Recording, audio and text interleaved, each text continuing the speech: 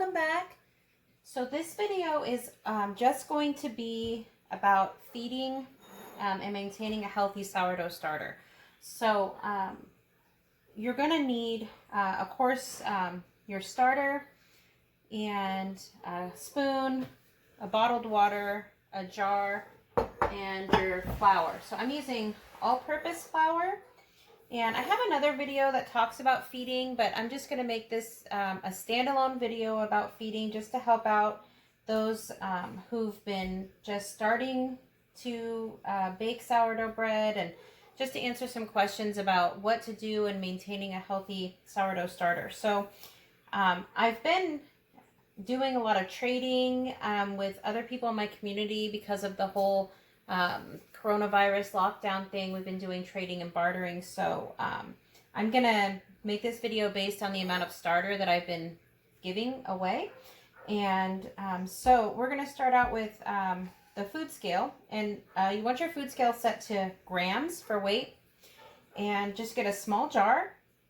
So I have this jar here, and the first thing I'm going to do is go ahead and tear the weight out there. So it's at 0, because you want it on 0 grams to take out the weight of the jar.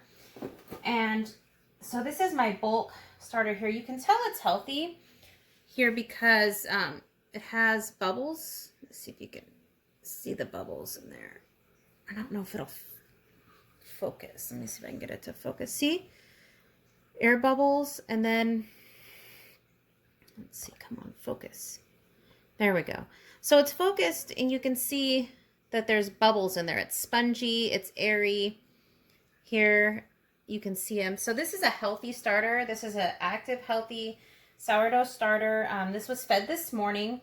This is a pretty large amount because I'm planning on doing several different baking recipes. So I'm trying to build up more starter here. But for this, okay, well, I'm having to redo this a little bit because my whole video was out of focus, so I didn't realize it till I was done recording. So I'm going to try and go back and show you what got messed up. So hopefully the focus is in good. It looks focused to me. Okay, so I showed you the starter and how it's healthy, and now we're going to talk about feeding your starter. So we're going to do what's called 100% hydration starter. And that is where you have a 1-to-1-to-1 ratio, where your starter and your flour and your water are all the same weight. So we're going to go with a 50 grams of weight. We're going to do 50 grams of starter. So we're going to start with the food scale set to grams. You want to tear it out to 0 so that the jar is not being weighed. And then we're going to fill it with 50 grams. Okay, so this is about, I've been giving away a lot of starter and trying to help people on their sourdough baking journey. And so 50 grams is about what I've been having people start with and then go from there. So it's about a 1/4 cup. So we're going to put 50 grams of starter in this jar. And then I'm going to tear it out to 0 again. Okay. And then what we're going to do is add that same weight of all-purpose flour. So I have my all-purpose flour here, and we're just going to add, so this is on 0, our scale, and we're just going to go ahead and weigh in 50 grams of all-purpose flour. So it's best to feed your starter with whatever flour the starter is made from. So you know, if you're in a pinch, you can use bread flour or a little bit of wheat flour to keep it going. But since this was a all-purpose flour starter, that's what we're going to be feeding it with, all-purpose flour. Okay, and then now we have the same weight, 50 grams of flour, and I'm going to tear this to 0 again, and then we're going to do the same with water. You want to use bottled water or filtered water. You don't want to use just straight tap water because it has a lot of things in it that it's not good for your starter. It could kill your starter. So you want to use filtered or bottled water. So I have this filtered water here. We're going to also add in 50 grams of that. Basically, the rule of thumb is you want to always feed equal amounts of flour and water. And really, it should be equal amounts with how much starter you have. So if you want to just give it a quick feed and you don't want to be, wasting a lot of flour and water because you don't want to put it in your fridge or whatever, you can just do a quick, 25 grams of each flour and water to it, and that'll keep it going. If you're baking every day, you should be discarding about half of your starter in the morning, or a good portion of it, and then feeding it some more, and then so that you can make your dough in the afternoon.